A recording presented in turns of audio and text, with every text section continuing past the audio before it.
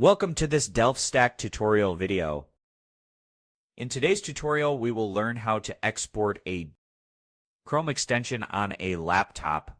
First, open Chrome and go to this website called Chrome Extensions. Go to the top right and turn on developer mode. And after turning it on, you will also see new options called as load unpack, pack extension, or update.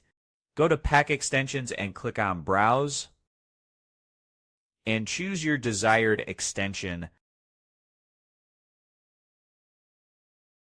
Click on pack extensions and you will see that the laptop will successfully create the files. The extension file is created on .crx and the key file is into pem. To view it, just navigate to this folder and you will see that we have successfully exported Chrome extension in laptop.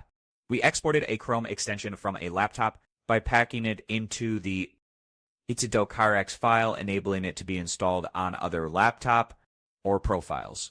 Thanks for watching, and don't forget to check out the next DelftStack tutorial videos.